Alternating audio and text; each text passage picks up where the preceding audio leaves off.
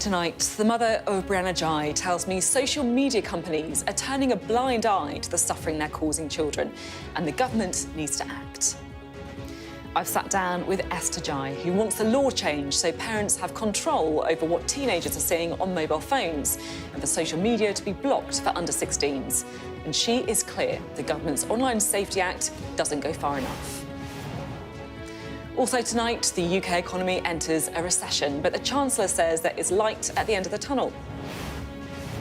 Labour dubbed the dip Rishi's recession, but there's pressure on the Shadow Chancellor to reveal more about her plan for the economy. We'll speak to the Shadow Treasury Minister, James Murray. Reported cases of anti-Semitism in the UK reach a record high after the October 7th attacks last year. And the thrill of the chase. We salute journalists going in hunts of the scoop. All that and more with Tim Montgomerie and Sonia Sodha, who will be with us for the next hour. It's Thursday, I'm Sophy Ridge, live from Westminster, and this is the Politics Hub.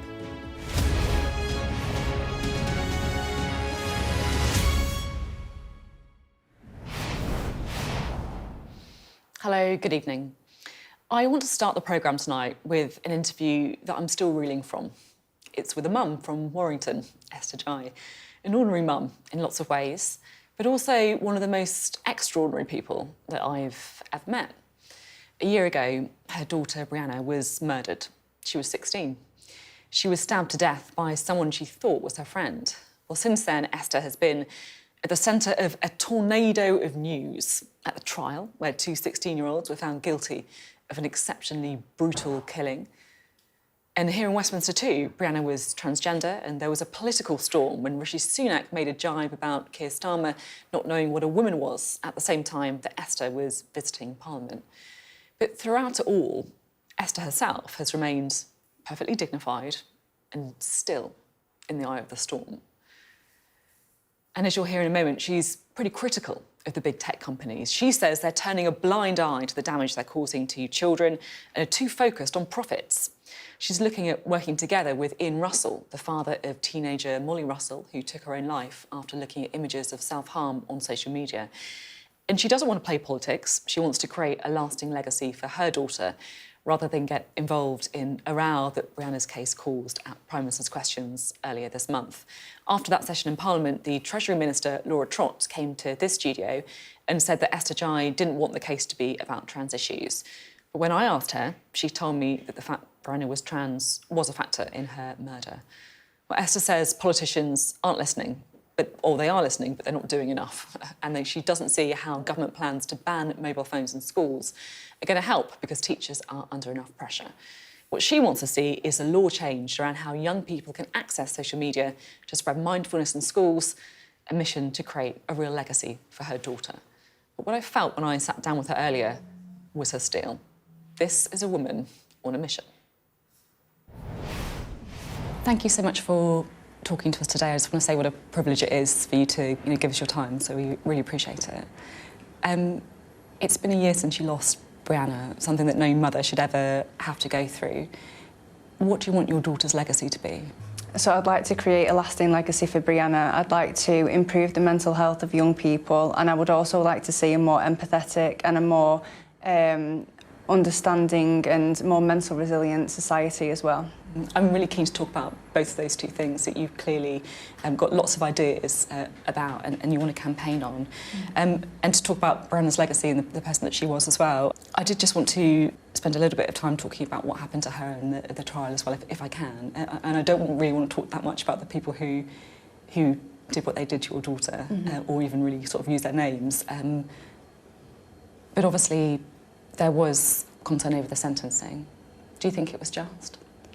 I think the sentencing that the judge gave was correct. I think that I can't really see that they will ever get out of prison, especially like Scarlett, I suppose. But no, I think that the sentence that the judge gave was as firm as she could have given, really. You say that you don't think they'll ever leave prison. Do you think that would be the safest thing? Yeah, I think that Scarlett is very dangerous to society, and I think that her behaviour since being found guilty has also been very concerning, and I think that prison is definitely the best place for her. You said that you'd like to meet her parents, her mother. Mm-hmm. Why did you think that? For many people, it's such an extraordinary thing to sort of say. Mm-hmm. Well, firstly, I don't blame the parents in any way. I know how hard it is now to monitor what your child is doing and to safeguard them and to keep on track of everything that they're taking in online. And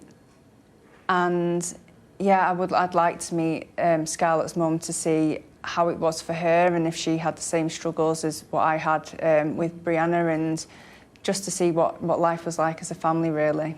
It's incredibly sort of gracious thing to say. Have you had any response at all from her? I haven't directly had any response, but hopefully we can meet in the future. And but yeah, if we do, it will be a very private and personal thing for both of us. Which would be the right way to do it completely. Yeah. Do you think the fact that Brianna was trans was a factor in her murder? I think in Eddie's case, it was a contributing factor. But I do think that Eddie is a hateful boy anyway. But yeah, it definitely was. And how do you think you were treated throughout the court process? Was there enough support for you? Yeah, yes, the Cheshire Police have been really good throughout, really. We've had liaison officers which have treated us really, really well, and we've always been kept in the loop, and yeah, they made sure that we were okay in court, and yeah, I was completely, I felt completely looked after, really. It's really good to hear that, because and actually quite refreshing to hear that can be the case as well. I sort of followed the trial, and I did just want to sort of say how what came across so strongly to me was what an amazing mother you were. The messages that you sent, for example, saying well done for getting on the bus and all that kind of stuff. It obviously like a very loving sort of relationship that you had with your daughter. So I'm really keen to sort of talk now about what you want to do and the change that you want to make. So what's your idea around mindfulness in schools? So I feel that mindfulness has really helped me. I've practiced mindfulness on and off for about 8 years now. My preferred thing is meditation, so every morning I will try to wake up and meditate straight away, and I feel like it's given me a level of mental resilience, and also it's increased my self-compassion too, and I think that as a result that has helped me massively. When what happened to Brianna happened, it kind of took the impact of the trauma, and then it's also helped with the healing process as well. And because of my experiences, I really wanted other people to experience the benefits of mindfulness. And I would like to see it in schools in England. So we've been running a campaign called Peace in Mind with the Warrington Guardian, along with where we're getting the Mindfulness in Schools project to train teachers up. And we've raised over £75,000 now. Our goal was £50,000. So this means that we'll be able to get a mindfulness teacher trained up in every school in Warrington. And the next steps are to see how the government can support us moving forward to get this spread out across England. I mean, it just feels like such a simple thing that could make a huge difference to kids struggling with mental health. Do you think there is almost like a mental health crisis among young people? Yeah, definitely. I really do think there is, and I think that social media and smartphone usage doesn't help, and I think that I want to look at a way that we can strengthen young people's mental health, and also a way to sort of prevent it from prevent the onset in the first place. You mentioned there about mobile phones and social media use, and you want to see limits on how young people access social media in particular. What is it you want to see? So I would like to see mobile phone companies, so tech companies, take more responsibility for children's welfare. I'd like to see mobile phones specifically made for under 16s where they can't access social media sites in the first place, and also I'd like there to be a link to the adult's phone, to the parent's phone, and there is already software available because schools are using this kind of software that can flag up concerning words, so that if a child is searching what Brianna's killers did, then it would flag up instantly to the parent's phone, and then they will be able to take action. I mean, as a parent myself, it's such a huge thing and it's such a worry, and thank you for bringing it to the top of the agenda, if you know what I mean. I just wonder, do you feel that social media companies are almost sort of turning a blind eye to it a bit? Yeah, definitely, and I think that the focus is so much on how much money can be made, and really the welfare of the people that are using these apps isn't accounted for. And I do think that social media companies have a moral responsibility to sort of fix what I think that they've done, really. Do you think it feels like they just don't care? Yeah, I think that the main concern is how much money can be made. Do you think it's one of these things as well where the technology's changed so much quite quickly? Do you think as a society we'll kind of look back in 50 years and be like, what on earth were we thinking, just giving these access to the internet to kids that young? Yeah, I suppose you can liken it to smoking. Like we all thought people thought that smoking was okay, and it wasn't until we realised the impact that it actually had on health. Yeah, I do feel that mobile phones and social media, it has gone completely out of control, and yeah, I do hope that there will be a point where we look back and think, what were we thinking? Because then it will mean that we've actually progressed and that we've sorted something out. Do you think the online harms bill goes far enough? I don't think so. I don't think it does, and that's why I'm calling for more drastic measures.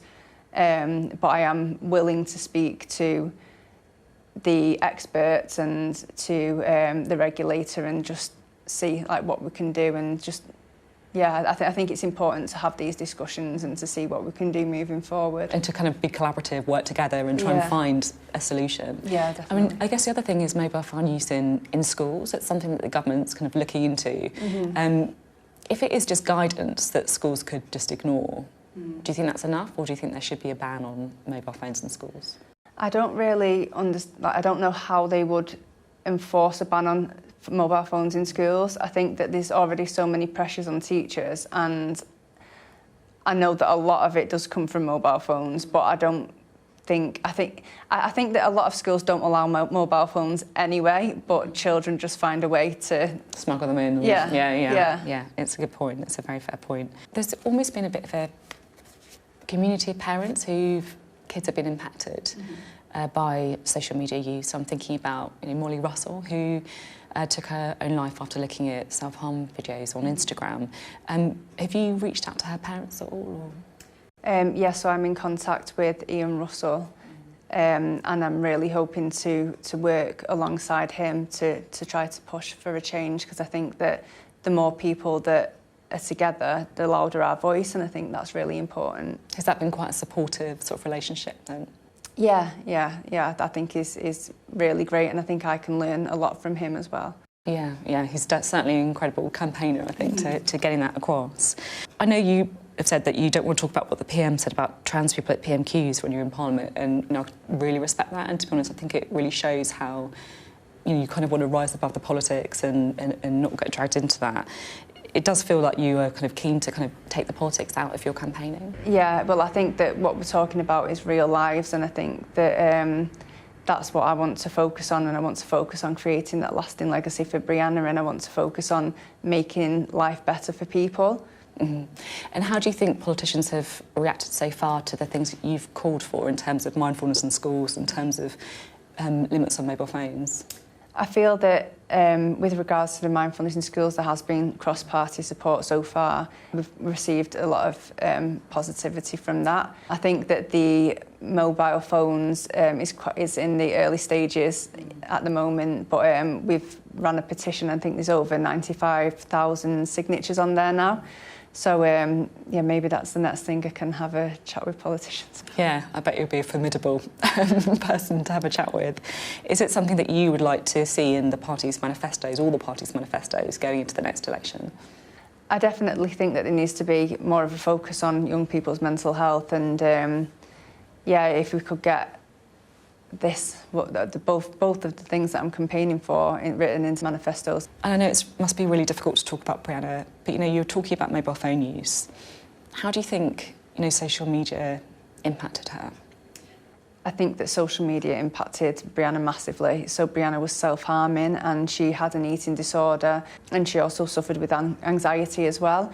I only found out after her death that she'd been accessing pages on Twitter that were encouraging self-harm and eating disorders. I didn't even know that these existed, and I imagine that there's so many parents out there that are probably struggling with their teenagers that are harming themselves or restricting their eating, and they could also be being impacted by what they're seeing online. And it just we need to raise the awareness, and we need to talk about it and hopefully prevent it from happening at all. I mean, people talk about kids and teenagers, young people, not being able to escape from it because it's on their phone, in their bedroom, in their house, in places that they should be feeling safe. Yeah, like when I was younger, if you were having any grief, any hassle at school, like bullying or anything, you would go home and your home's your safe haven, whereas now there's no safe place, like you say, you're just carrying it around with you 24/7 and there is no escape. Yeah, just kind of to end the interview, I want to talk a bit about Brianna. How would you describe her to someone who, like me, would never get to meet her?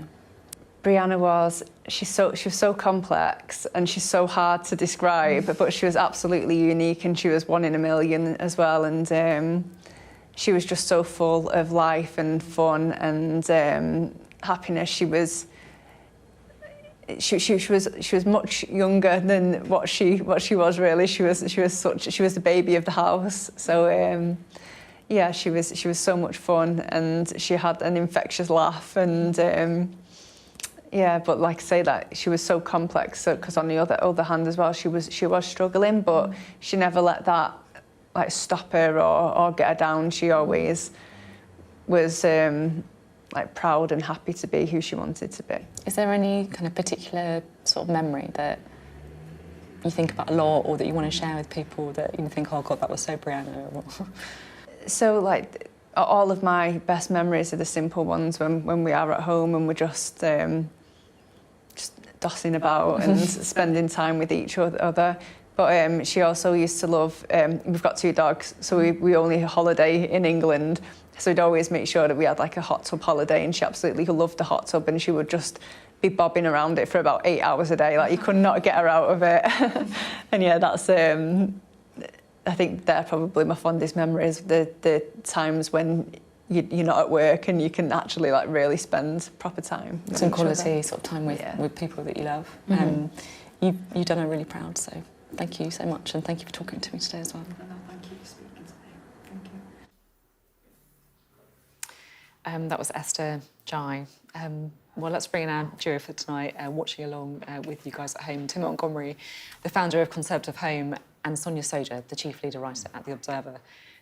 The transformation at the end, when she talks about Brianna, is what really got me in that interview. It's just, it's such a tragic story, but she's such a remarkable woman with such poise. I feel quite affected by the interview, to be completely honest with you. But she's a woman on a mission. She knows what she wants to do. She wants to try and make a real change that is going to impact other kids, other teenagers like Brianna. Tim, I know. I saw you trying to hold it together in the beginning, I'm struggling.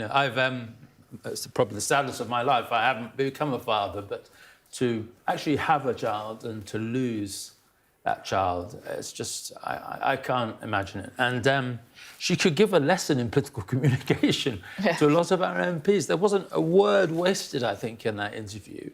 There was no nastiness or side, which, given what she's been through, you could easily understand. She's thought clearly a lot about this issue. She doesn't want her daughter to have passed away, to be killed, without there being some purpose for it. And I hope that people listen very carefully, because in Westminster we talk about all the usual things that we tax and regulation, police, but actually this issue, in terms of its impact on our children, the way their brains are being rewired, the way it's affecting their relations and their childhood is huge. And I think maybe the challenge that she's given to our politicians is maybe not everything she sort of thinks is necessary is the right recipe. But my goodness, I think we should be thinking an awful lot more about this topic. Yeah, when she was talking about how there's no safe space for children now because of mobile phones, because of social media, I thought that was really powerful. And she's not saying she's got all the answers. She's saying, look, I want to work with people, I want to work with the experts, I want to work with the companies.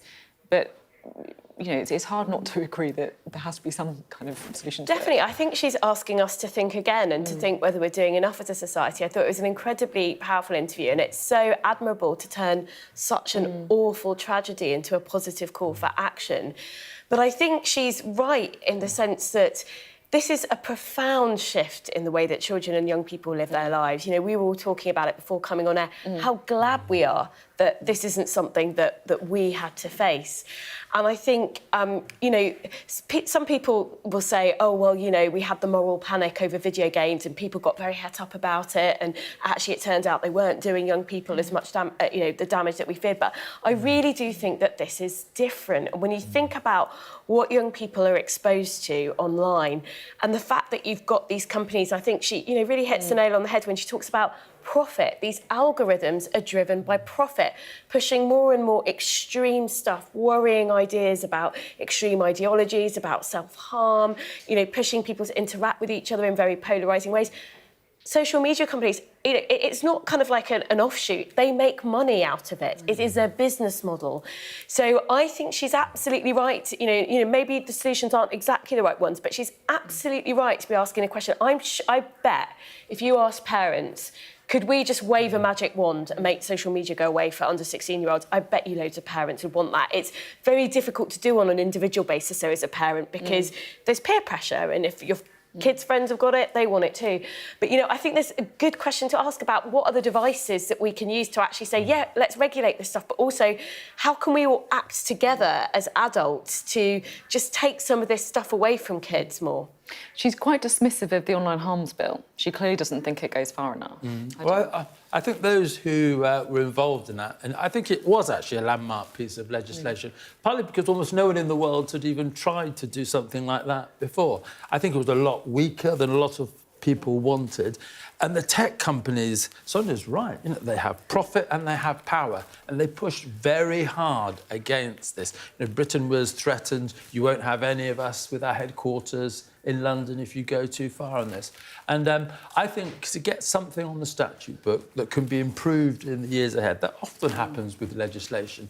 You establish the principle that this is something you can regulate, and then over time you evolve the legislation, perhaps back and forth. There might be over-regulation in some areas, but this is a new technology, a developing technology. We're all in the foothills of understanding it, and that is true of government as it is of parents. Yes, totally right. Thank you both very much indeed. There'll be more from both Tim and Sonia later on in the programme. You're watching the Politics Hub. Coming up, more gloomy news for the UK economy. Are we in Rishi's recession, as Labour claim? Or is the Chancellor right that the dip will be shallow and short-lived?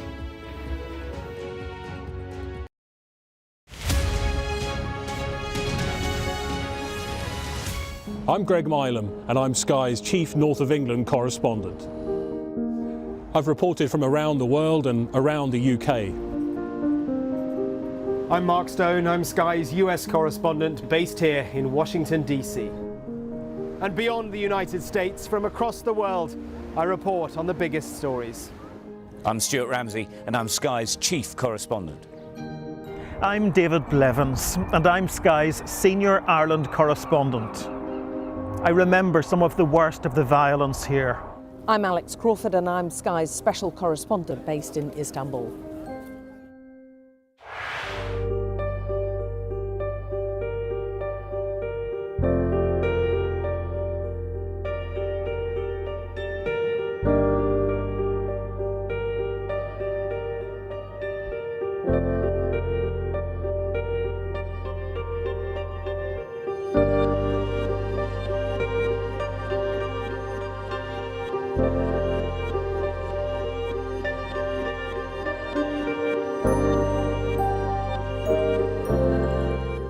There's always more to the news than a headline. We want to discover, to delve a little deeper, to find out what's really going on. Explanation, analysis, the people at the heart of every story. I'm Neil Patterson, and this is the Sky News Daily Podcast. Alex Crawford joining us now from Ukraine. Their personal possessions are all scattered around the place. Our economics and data editor, Ed Conway, try and make sense of the big numbers for us. Things can change incredibly quickly, and that's what they have done. So, by the end, we'll hopefully all understand what's going on in the world just that little better. Available wherever you get your podcasts.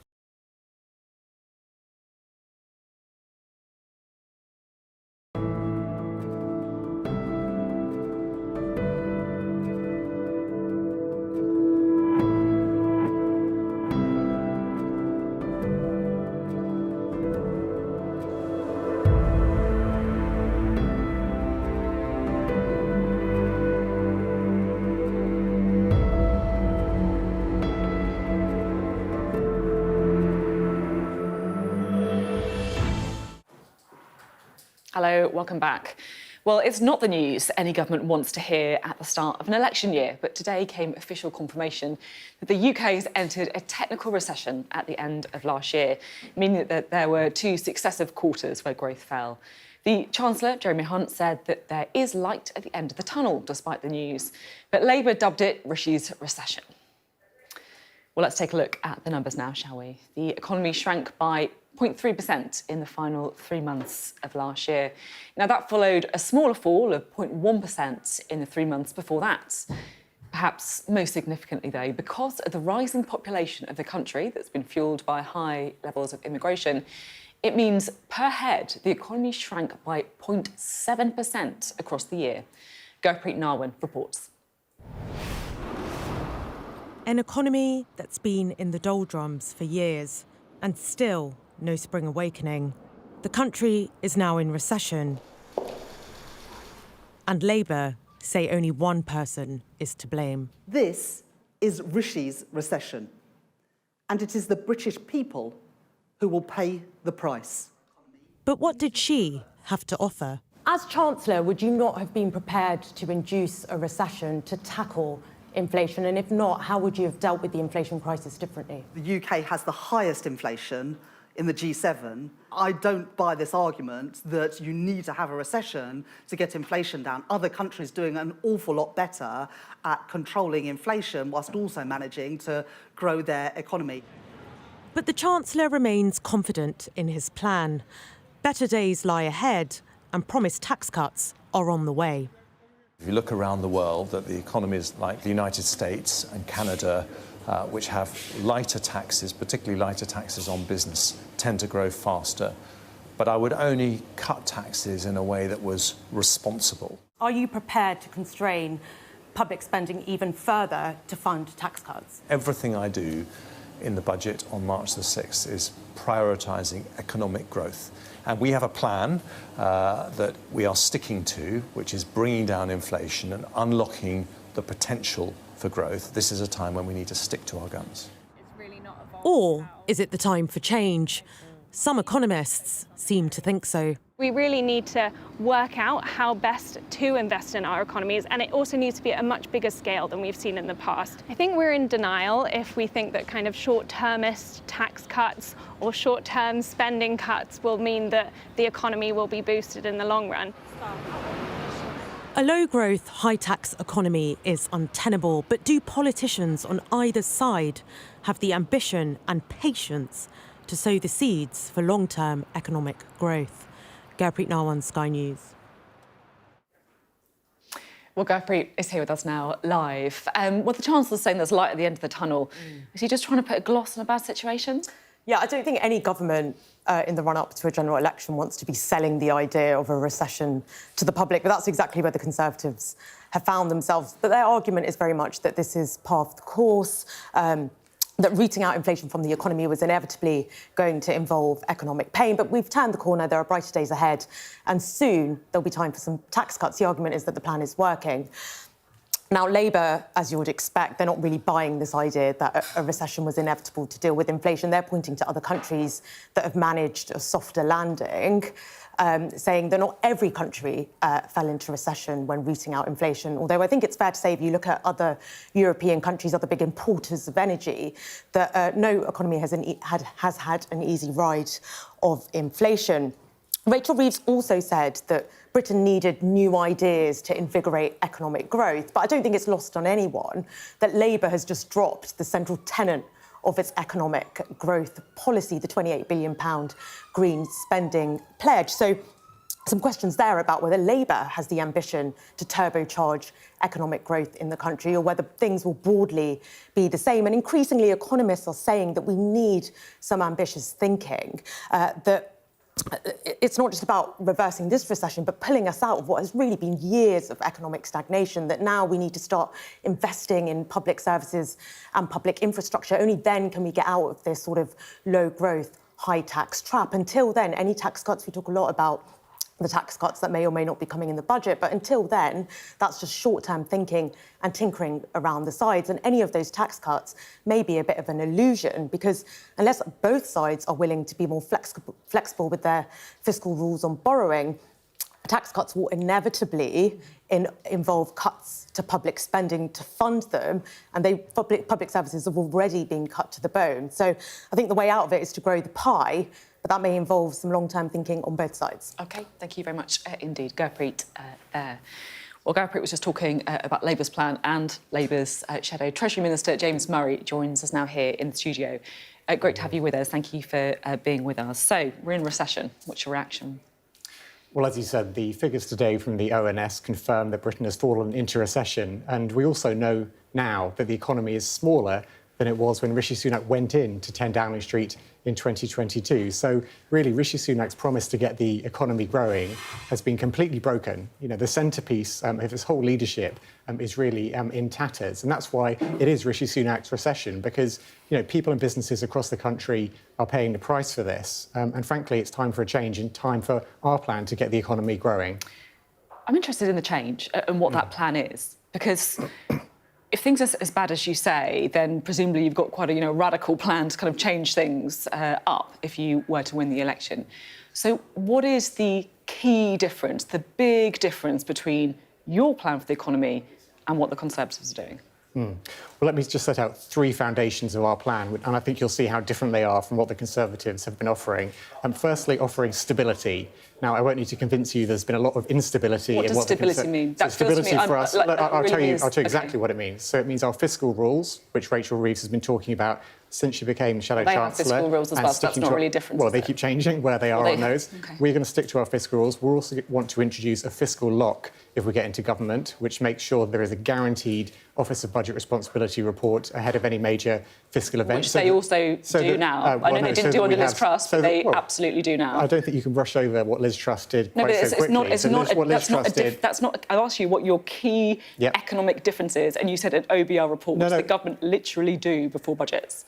No, so we want a fiscal lock, so it's guaranteed, so you can never have a repeat of what Liz Truss did. But if you just let me go on to the other elements. So that's the stability, OK? You need that as a foundation. Second, you need investment, and that's where the government, if we got in, would need to work with the private sector to increase investment in all of those industries which are so important in our country, the automotive industry, the steel industry, investing in homegrown clean energy sources. Investment, does that mean you want to spend more money than the Conservatives? Well, the real focus for growth. The real focus needs to be on the private sector investment, because you use targeted public sector investment to support far greater private sector investment in the economy. And that's everyone would want more private sector investment in the economy. It doesn't feel like that is what are the Conservatives doing about it? The Conservatives have no plan. They're entirely hands-off.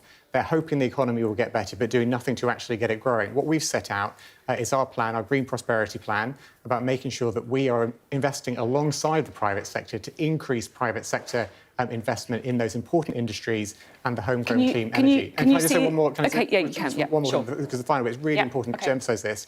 Is to focus on reform, because it's not all about investment, it's also about reforming the way that Britain works. And that would start, for instance, with the planning system, which we know so many businesses say to us, we want to invest in Britain, but we are stymied by the planning system. And so we would reform the planning system to get Britain building again. We've got a recession that you're dubbing Rishi's recession. And it feels like The only key actual policy difference that you talked about is reforms to the planning system. The other one you talked about is the Green Prosperity Plan. You've just rowed back on that. You just ditched the 28 billion. So what we set out a couple of weeks ago is the Green Prosperity Plan that we want to go into the election with. And we know going into an election, a plan has to be affordable and deliverable. Now, we set out we started setting this out a couple of years ago. As we know, the world has changed dramatically in the last couple of years, not least because of I know the arguments for why you vetoed him, but I just find it difficult to understand when we're talking about why you're different from the Conservatives, why you have this big radical change. You're talking about change. Rachel Reeves is talking about change. And you're explaining why you haven't really got that much change with the Green Prosperity Plan. Well, having the Green Prosperity Plan would be a big change from what the government are doing now. This would be fundamentally taking us in a different direction by working with businesses to get that private investment in, to make sure that economic growth increases and to shift us over to clean, homegrown sources of energy by 2030. So it's a big change, but the way that we get there has to be deliverable, has to be affordable, and that's how we earn people's trust. So we're being really clear that we couldn't do everything we want to do as quickly as we might want to because of the mess that we would inherit if we won the election this year. But that's how you build people's trust, by being straight with people, saying, look, we can't do everything we want to do as quickly as we might want to, but this is deliverable and affordable, and that's how you can trust us. I'm just trying to kind of work out if you do have some kind of big radical policies and you just don't want to tell us what they are yet because you're worried the Conservatives might rip them apart, or if you just don't, if it's basically your message is we're kind of the same as the Conservatives but more competent. Sorry, I think getting to clean energy by 2030 is a pretty important, big, bold policy. You've literally just taken billions and billions of pounds out of that plan. Lots of people say it's unachievable. I spoke to Andy Halliday at the beginning of the week. We haven't changed the plans to create GB Energy, to work with the private sector to make that transition. You've taken the money out of and you said that the aims are going to be the same. I'm quite sceptical about that, if I'm honest, right? So we spoke about the figure of 28 billion a few years ago. We have to be honest in that what we've put forward now, the fully costed, fully funded plan, 23.7 billion over the course of the Parliament, that is what we're going to go to the electorate with. That's going to be the plan that we're standing behind. Now, that does mean that we're not going to get to the 28 billion a year. That figure is not going to happen. That means there aren't extra things that we might think we would want to do ideally, but we can't do that because of the mess we would inherit.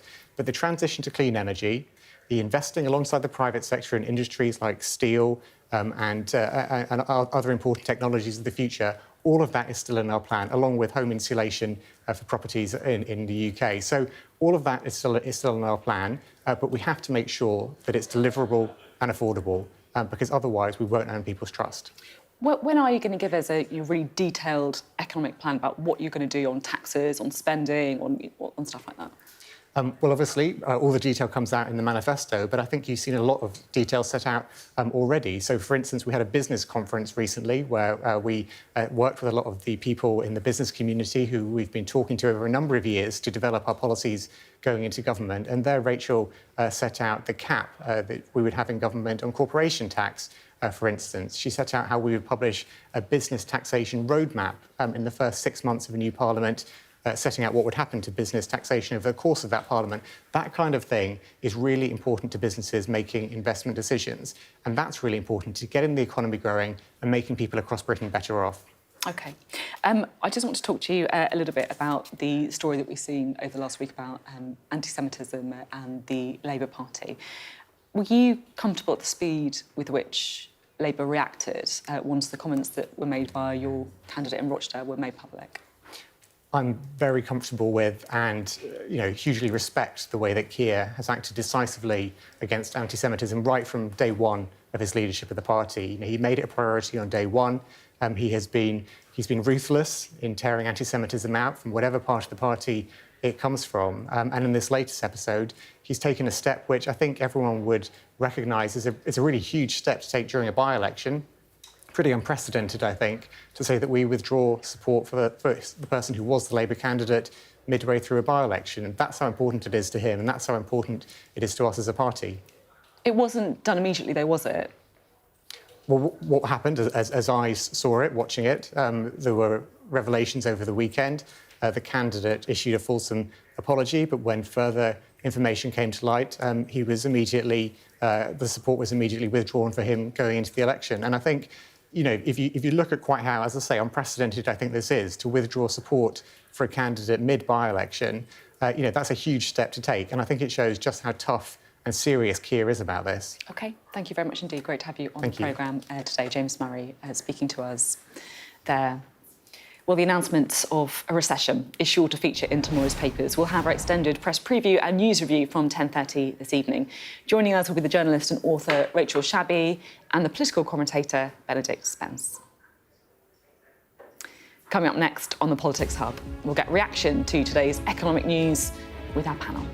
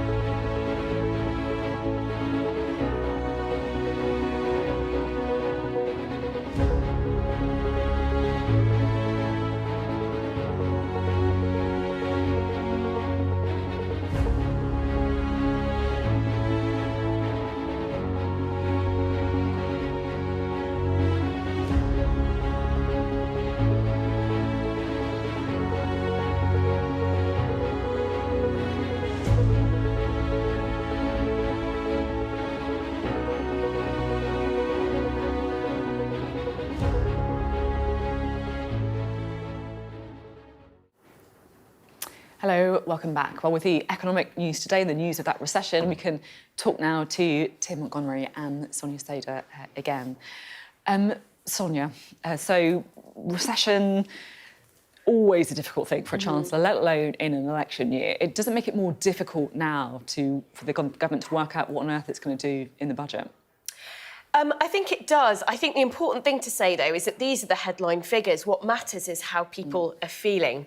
And I don't think it'll come as a surprise to people in many ways. If you look at GDP per capita, it's not just the last 6 months that it's been falling for. It's been falling consistently for the last 2 years. If you look at real living standards, they're still below the level that we were at, just before the financial crisis. So this is what people are feeling. They're feeling like it's really hard to make ends meet. Not just if you're living in poverty, obviously it's terrible if you're living in poverty, but right up in the middle of the income spectrum. Especially if you have a mortgage, yeah. Absolutely, interest rates are up, more and more people are having their fixed-term mortgages come to an end. So it feels very different economically for people. So I think these figures, they just confirm to people what the reality that they're experiencing. So that is very very difficult politically for the Chancellor. I've long thought this next election, it was going to be an economy election. It's going to be fought, and people are going to decide to vote depending on how they're feeling economically. And it's very hard to see how the Conservatives pull it back from this. Another one of Rishi's 5 pledges that he didn't meet. It's true. Do you think it makes it more difficult for tax cuts? I don't know. It probably should, and the OBR is warning there isn't much headroom anyway.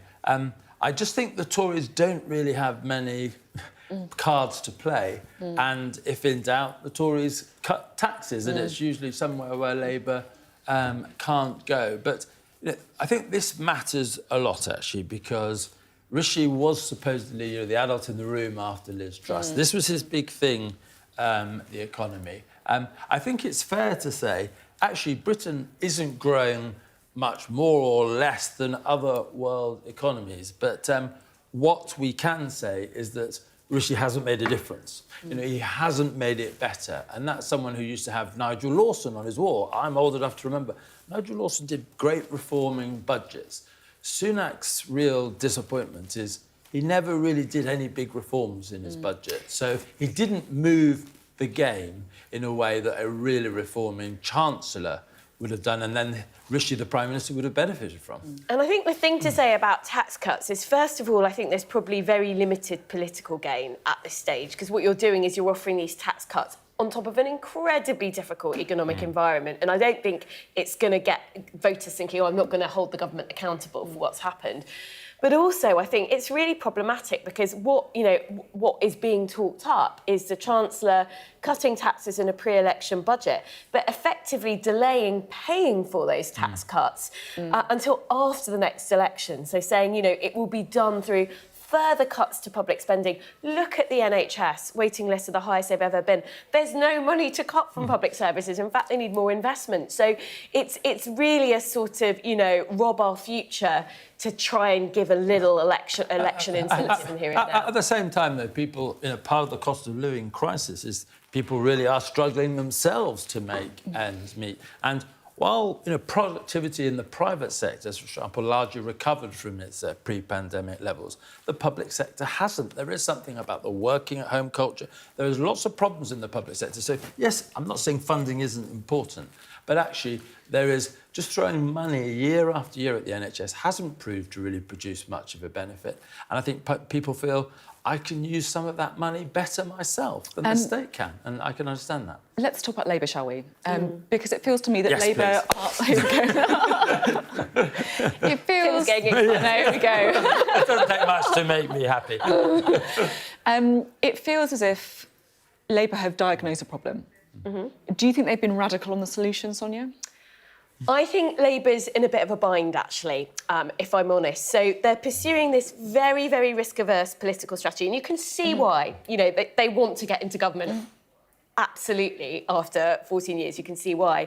But basically what they've done is they've tied themselves to the Conservative macroeconomic worldview by effectively adopting Jeremy Hunt's kind of arbitrary fiscal rule that debt has to be projected to be falling as a percentage of GDP in 5 years' time. That they are tying themselves in many ways to Conservative plans. And the tricky thing is that, really their big plan to stimulate economic growth was public investment, to stimulate private investment.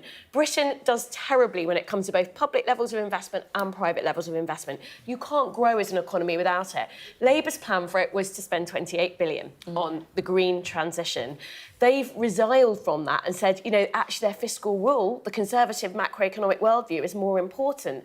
So the question for Labour is, you had this growth plan, you've dialed it down, now where is the growth going to come from? Tim? Well, the problem is that every time you have a Labour person come on a programme like yours, they say the NHS has been cut, schools have been cut, and then you say, well, how are you going to change all that? And they basically keep just Tory tax plans. And I think voters smell that doesn't add up. And what I don't know is with certain characters you could tell, well, they're being cautious now, but after the election, you basically know that guy's heart, he's going to reform things. I really don't think I know what Keir Starmer wants to do with his country. I know he wants to be Prime Minister, and he's being ruthless and disciplined to becoming Prime Minister. But is he going to be more like a Corbynite or a Blairite or what? I honestly don't know. And they will win anyway because we've lost the election.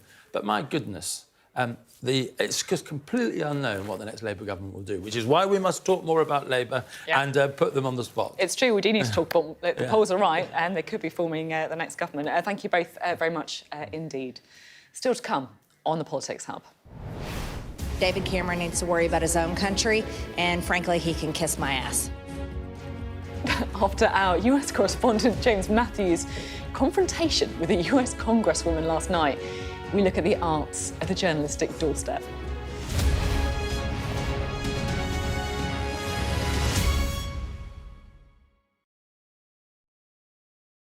Story of resilience, but it's also a story of, you know, me developing as a person. And you know, it wasn't the end of the world when I stepped away from rowing previously, you know, and I went on to, you know, be a bit more connected at home and, you know, get a full-time job. And I think in a strange way, I developed, you know, a bit more resilience. And, you know, this time when I came back from the opportunity, I was ready for it and I knew what to expect. So it really helped me, you know, get back in the groove quickly. You talk very openly about the loss of your legs and having to walk again, learning to walk again with prosthetic legs and that difficult period and leaving the military. When you look back, how do you think you got through that?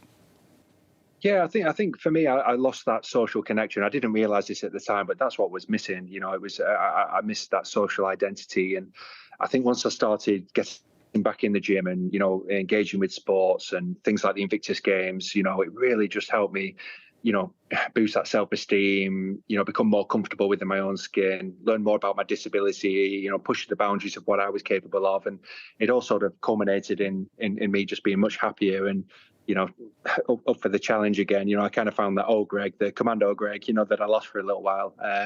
So, yeah, as soon as I stumbled into rowing, I was like, wow, this is difficult, but it suited me down to the ground. And what are the lessons for other people going through things as you've gone through things? What are the lessons you think your experiences and where you've got to now and where you're going to next can inform other people? I think it's about not giving up. You know, right back from my, you know, the early days of the commando course, you know, I developed the skill of not always being the best at everything. You know, I had to drop the ego and, you know, do what I was told and learn the techniques. And, you know, I was a very competent runner, but I wasn't particularly strong in my upper body. So, you know, I had to learn quickly. I had to reframe the way I looked at tasks. And I would say that's really, you know, helped me move forward with my acquired disability. It's helped me in sport. It's about not being scared to make mistakes and, you know, taking one step at a time and really, you know, letting that full journey, you know, take place. Don't try and, you know, jump to the fifth step before you've completed the first one. I've been guilty of that a few times, you know, so trust me from experience.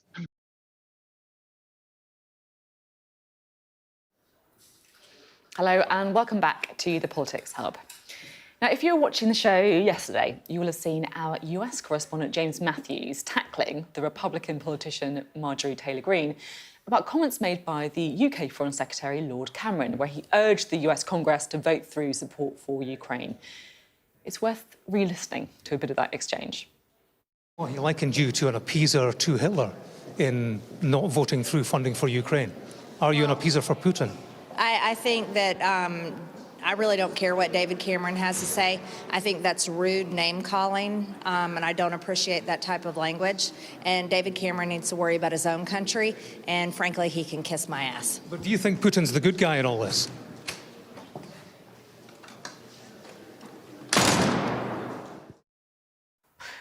Bang, the door, I love it. That was very final. Well, in journalism, we call that a doorstep. And over the years, James has proven himself a bit of a master of the art. Donald Trump didn't work very well for you. He didn't cost me money. Your association with him did. The crooked Democrats did. Is this make or break for you? Do you fear a fourth indictment? Is it a draw? Great to see you. Does your government owe them an apology? Good to see Why you should all. the public believe anything you say? Thank you. Vladimir Putin calls you outstanding, Mr. Musk. Do you appreciate that? What would you call Vladimir Putin? Do these new claims over lockdown signal an end to your political career? You have form in terms of breaking the law on COVID. Have you broken it again? No, you just... You said you're being you said originally you were being stitched up by whom? Can I ask your view on your brother's position, Prince Andrew? Well, I'm very glad I've never been doorstepped by James, that's for sure. It's pretty persistent, persistent. I don't know how he managed to find himself in these positions as well with all the security guards and stuff. It's great. I quite enjoyed the King Charles, I should say, just the completely ignoring, just a little noise in the background. Have you ever been subject to a doorstep yourself? No, I did briefly. I was chief of staff to Ian Duncan Smith. I joined his office 2 months before he lost the leadership. He always blames me partly for bringing him down, and that was a terrible time. And he was constantly being assaulted in inverted commas from the press. And my job was basically to shield him from the press because he occasionally did say silly things, and so my job was to stop him saying. I love it. He occasionally did say things. The one thing I most remember was at a party conference once when he said, "What will happen if the men in grey suits do come and tell you to resign?" He said, "They will leave without their suits." Which the mind boggled at what... what he actually meant by that. I love Ian. He's probably That's my great. favourite politician. But, yes, sometimes he was... Yes, he was hard to manage. Yeah, I've done a bit of doorstepping of politicians in my time. I do remember him as someone who would always engage with you, even if he'd ignore the question. He'd be like, "Oh, isn't it a lovely day?" or "Isn't the weather great?" or and actually, that was makes you feel better about sticking a mic in someone's face. Quite a good way of seeing it. Yeah. I think perhaps my most embarrassing one was party conferences. There's doorstepping all over the place, right? Because it's a bit of a free-for-all. And it was Nick Clegg during the coalition eras, and he literally ran away from me and hid in the toilet. And I remember I had this thing. I was like, "Do I wait for him outside the loo? Is that a bit weird?" I think I was like, "No, this is actually too weird now. I need to just James would have waited, wouldn't he? He would have. James Matthews, absolutely none of that. None of that. How about you, Sonia? I've never been doorstepped. I don't think I'm important enough. And Not yet. because I'm a columnist, I've never had to doorstep either. And I have to say, I think I'd be absolutely terrible about it because I'd find it mortifying. So whenever I see Beth Rigby getting up there with her mic, I have a lot of respect for people in the lobby. Yeah, it's quite good. Yeah, you've got to be fearless. You really. have. You've got to be fearless. I love the kind of random shouting questions at Downing Street as well as the cabinet go in. No one ever replies to us, but... And the other thing, of course, it's fearless, but it's also patience. We see the moment when, of course, it happens. People have often been waiting there for hours and hours. True. And, of course, the times when they get to the person is great. But, of course, what about those times where you think, this is... What a waste of time that was. You go, and then that's the time they turn up. Absolutely true. Thank you both very much indeed.